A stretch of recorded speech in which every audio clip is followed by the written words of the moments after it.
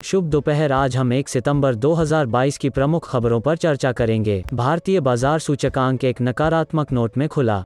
सुबह करीब 11:30 बजे निफ्टी 17,663.70 के आसपास कारोबार कर रहा था, जबकि सेंसेक्स 59,180.65 रुपये के आसपास कारोबार कर रहा था। कम लागत वाली एयरलाइन स्पाइसजेट ने बुधवार को कहा कि कंपनी के मुख्य वित्तीय अधिकारी संजीव तनेजा ने बढ़ते घाटे और इनफ्लाइट घटनाओं में वृद्धि के बीच इस्तीफा दे दिया था। एयरलाइन ने 30 जून को समाप्त पहली तिमाही में 789 करोड़ रुपए का शुद्ध घाटा दर्ज किया, जबकि एक साल पहले की अवधि में 729 करोड़ रुपए के नुकसान की तुलना में, क्योंकि कोरिया का व्यवसाय रिकॉर्ड उच्च ईंधन कीमतों और रुपए के मूल्यह्रास से गंभीर रूप से प्रभावित हुआ था। स्पाइसजेट ने एक नियामक फाइलिंग में कहा कि समीक्षाधीन तिमाही के लिए कुल राजस्व 2,478 करोड़ रुपए रहा, जबकि पिछले वर्ष की समान तिमाही में 1,266 करोड़ रुपए था। Direct to home operator dish TV ने मंगलवार को कहा कि इसके अध्यक्ष जवाहरलाल गोयल 26 सितंबर 2022 को कंपनी की आगामी एजीएम में अपना पद खाली कर देंगे।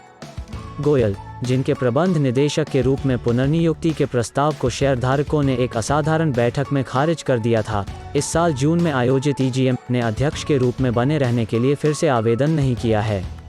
एक नियामक फाइलिंग में डिश टीवी ने कहा, जवाहरलाल गोयल, अध्यक्ष और गैर कार्यकारी निदेशक के रूप में फिर से नियुक्ति के लिए अपनी अनिच्छा व्यक्त करने के कारण आगामी एजीएम में अपना कार्यालय खाली कर देंगे। Online food delivery platform Zomato ने फूड ऑर्डरिंग और डिलीवरी के 3 प्रमुख क्षेत्रों पर अपना ध्यान केंद्रित करने का फैसला किया है।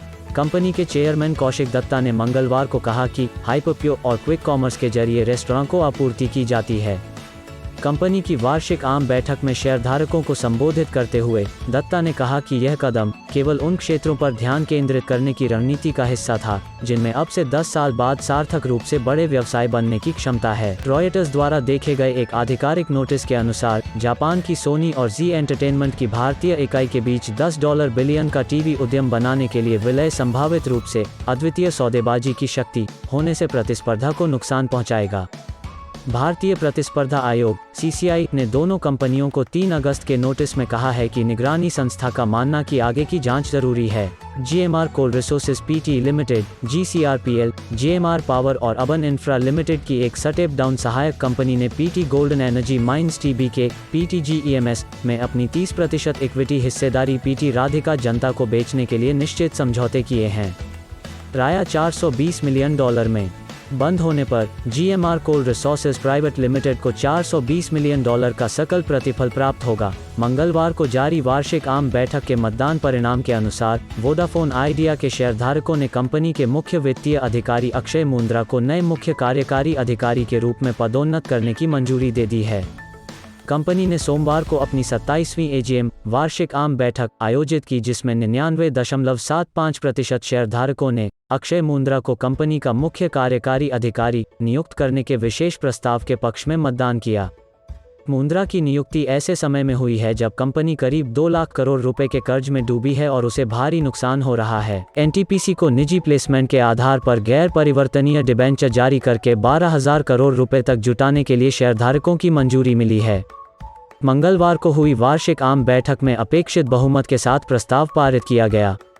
एजीएम के नोटिस के अनुसार एक या एक से अधिक किश्तों 12 से अधिक नहीं में जुटाई जाने वाली धनराशि का उपयोग पूंजीगत व्यय, कार्यशील पूंजी और सामान्य कॉर्पोरेट उद्देश्यों के लिए किया जाएगा। टाटा स्टील ने मंगलवार को कहा कि वह नीदरलैंड में हाइड्रोजन आधारित इस्पात निर्माण के लिए 65 मिलियन यूरो से अधिक का निवेश करेगी। हाइड्रोजन में इस्पात निर्माण को डीकार्बोनाइज करने की क्षमता है। टाटा स्टील ने डच शहर इजमुइडेन में हाइड्रोजन आधारित स्टील निर्माण के लिए आगे की तकनीकी तैयारियों के लिए 3 फर्मों मैकडमोर, डैनियल और हैच के साथ समझौता किया है। मीडिया फर्म एनडीटीवी में अतिरिक्त 26% हिस्सेदारी हासिल करने के लिए अदानी समूह 17 अक्टूबर को अपना ओपन ऑफर लॉन्च करेगा।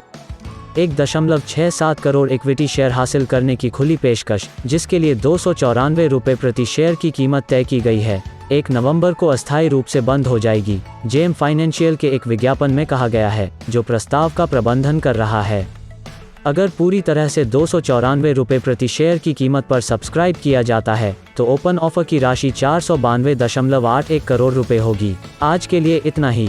आशा है आपको वीडियो अच्छा लगा होगा। सुनने के लिए धन्यवाद। इस तरह के और भी कंटेंट के लिए हमारे चैनल को लाइक और सब्सक्राइब करें।